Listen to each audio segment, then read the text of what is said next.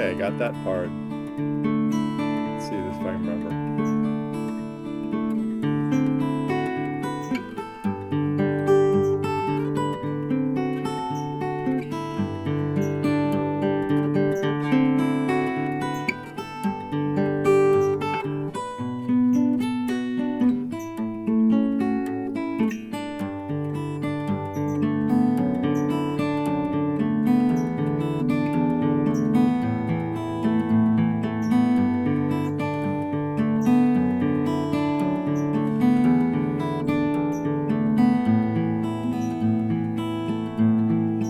Back to the beginning.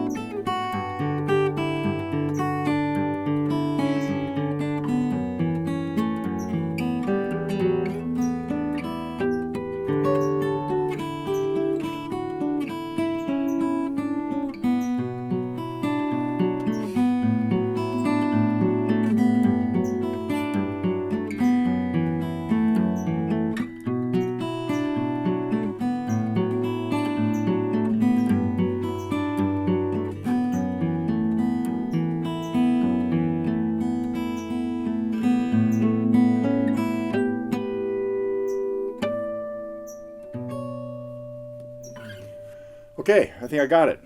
That is a tune of mine I wrote in early 1999. Yeah, and called "On the Horizon," and I'm pretty sure there's a lesson on that here. And I've had a few students play it over the years. It's kind of fresh on my mind just because I'm supposed to play it at a ceremony coming up in a week or in a couple days, Monday. And so I had to brush up on it. Thanks for bearing with me. It looks like I think it's resurrectable. It is Friday, June 2nd. We're into June, into the end of the first half of the year, which is kind of cool. And what is going on? A lot of speaking of events, it's probably too late for you to do anything about this by the time you see this. But my friend Dave Nachmanoff and his band are playing an afternoon concert on Saturday, June 3rd. So if you get this message before then and you're anywhere near Santa Cruz or Corralitos and you want to check out Dave's band, it's 3 o'clock in the afternoon. So I will be there. Many of our campers are there because Dave is, of course, one of the instructors and a stalwart, important member of the IGC family. So anyway, that's what's on my agenda for this weekend is the Dave show in Corralitos tomorrow, and then this ceremony going on, or service on Monday, where I need to play "On the Horizon," and what else? A couple other tunes.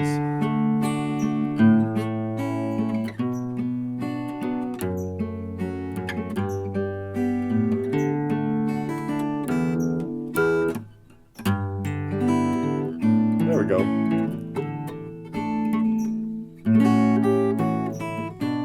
Okay, I'll save that for later. But a lot has been going on. I got kind of trapped into doing more administrative stuff this week, and that accounted for a ton of new packs. I'm just going to tell you a quick thing about some of it. So we got a lot of new songs. Nesh put out a lesson on Forever Autumn, a Justin Hayward, a song that has really become Justin's, even though it kind of had beginnings somewhere else where he was just a guest vocalist on it. We had, I think I mentioned this last week because we found a lesson that hadn't seen the light of day. That was the Stone Temple Pilots' Interstate Love Song. And then consequently, in that same bag of tricks was Seven Nation Army by the White Stripes. So that came out recently.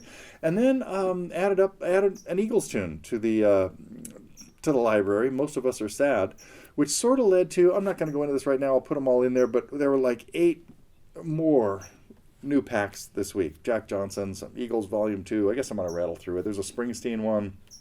Um, let's see. What else? What am I missing? Elvis Volume 2. Guns N' Roses. Wait, I had something else written here. Oh, Steve Miller and Jimi Hendrix. Jimi Hendrix Acoustic. So anyway, for those of you that like staying up on our packs, there are a bunch of new ones, and they'll come in. They all go out on sale like for the first week, and tomorrow's email will have all that links to all that stuff in there. But as you probably know, most of our new stuff is up on the specials page all the time. That's the latest, where you can always find our latest stuff.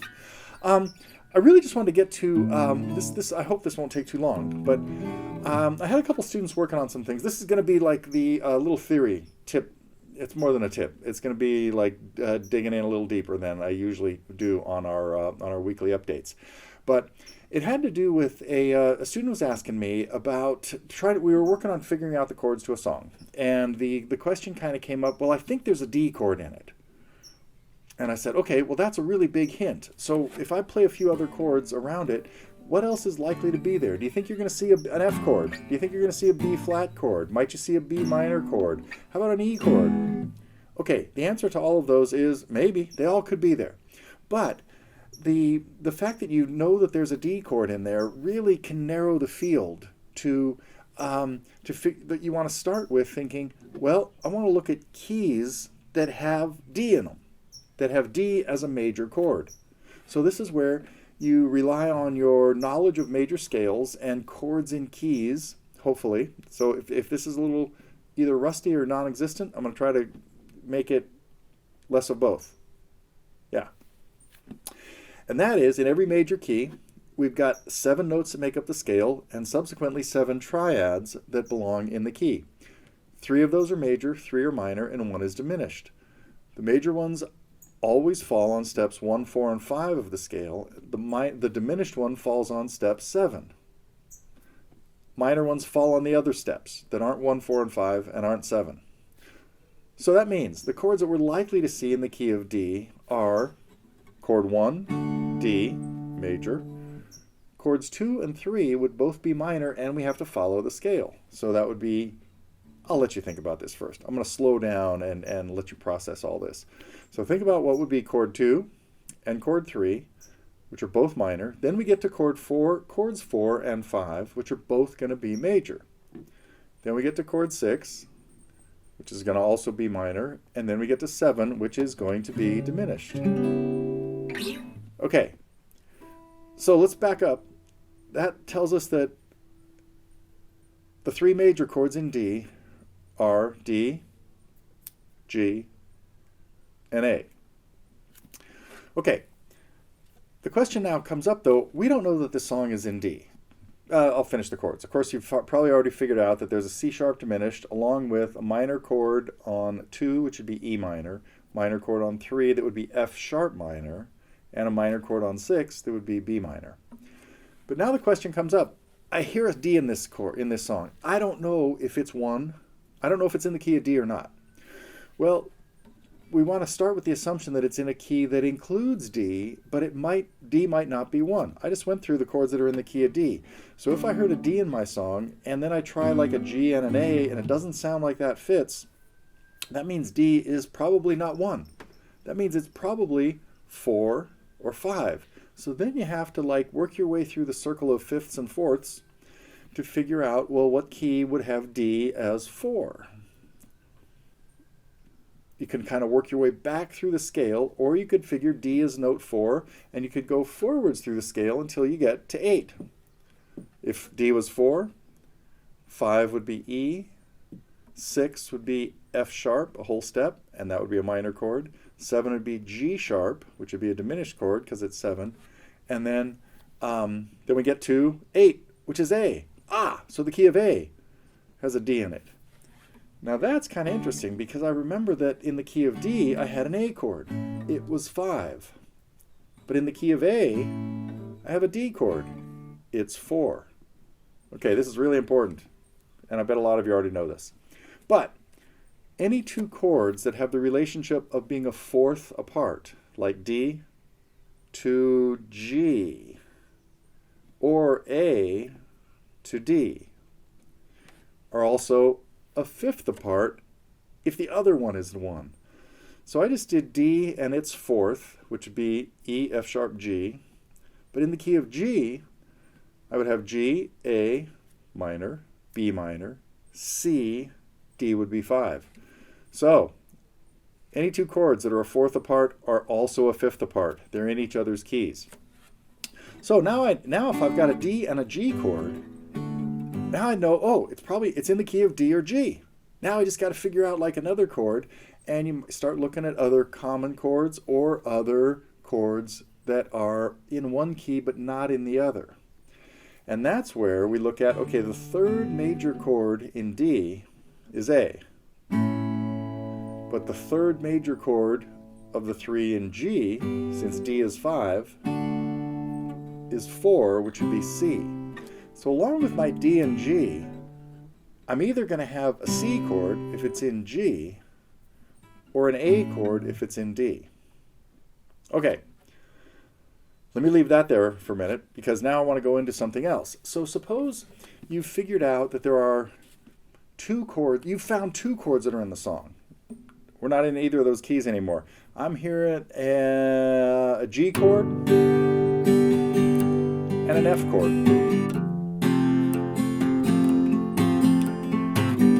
And that might be all I'm hearing. That might be the whole song. Well, if I ask what key that's in, your first inclination might be, well, it's either an F or G. You probably already figured out that's wrong. Can't be in F or G. Because in F, chord 2 would be G minor. In G, note 7 wouldn't even be F. It'd be F sharp. So if we have two major chords that are a whole step apart, they have to be the spot in our scale where we have two major chords a whole step apart.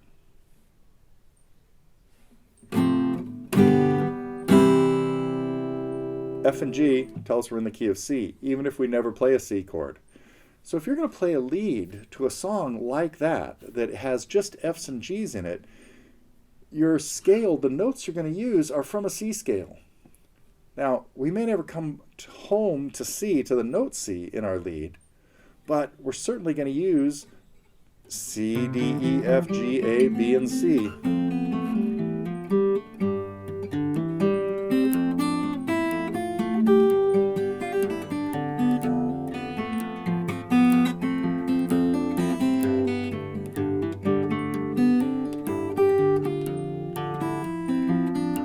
Now if I use a note from the key of G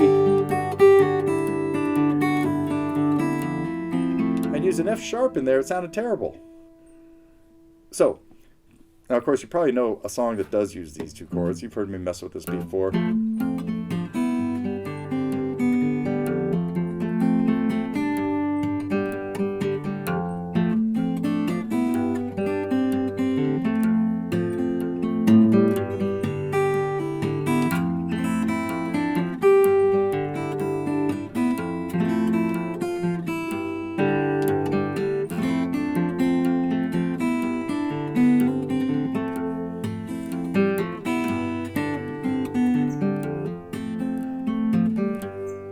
Every one of those notes was from a C scale. Even more. We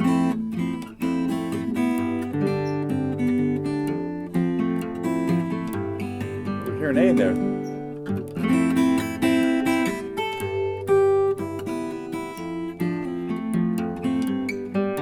Anyway, so many times if you have two chords, they will tell you that it's got to be a certain key. Sometimes two chords won't tell you anything. If I've got F and D minor, well, F has to be 1, 4, or 5.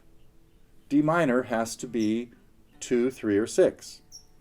Well, if I think about the key that we were just in that had F, which was the key of C, D minor is 2. Okay, so D minor works in the key of C. If I think about the key of F, that would have F as 1, F would also have D minor in it, because it would be chord 6. If I think about the other key that has F in it, F would have to be 5. You might want to pause this and work on that for a second. Figure out what key has F as 5. Okay, enough pausing. But it would have to be the key of B flat.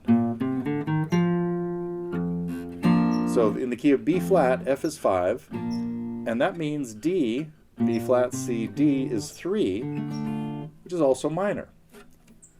So in this case, every major chord has a relative minor chord, the relationship between F and D minor, and they're always in a key together. So it's the equivalent of the relative minor key. If we were in the key of F, the relative minor key is D minor. Well, there's our relationship, F and D minor. So anyway, so sometimes if you figured out that there's a C and an A minor in it, it doesn't tell you anything. There's still 3 keys that have C and A minor. Any key that has C also has A minor. Okay, the end of the story for now is this progression. E minor to A. And it could be E minor 7. We could be talking about Down by the River. We could be talking about Breathe, the opening to Dark Side of the Moon. But now we have a minor chord to a major chord that are a fourth apart. If E is 1, A is 4. If we're in the key of E major, A would be 4. Well, can't be that. So A can't be 4 in a key if E minor is going along with it. Could A be 1?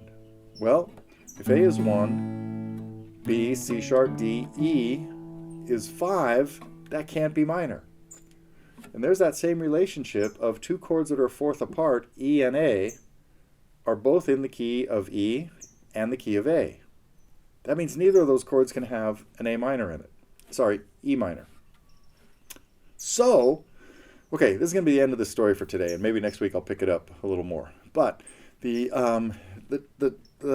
outcome of this is that A has to be 5. That's the only key that's going to work there. A has to be 5. That means E is 2. The note E is 2, and 2 is where we have minor. So when you have a progression, 2 chords that are a fourth apart, that seem like they could be 1 and 4, but the first one's minor and the second one's major, they have to be 2 and 5, and your lead to that is in the key of D. Okay.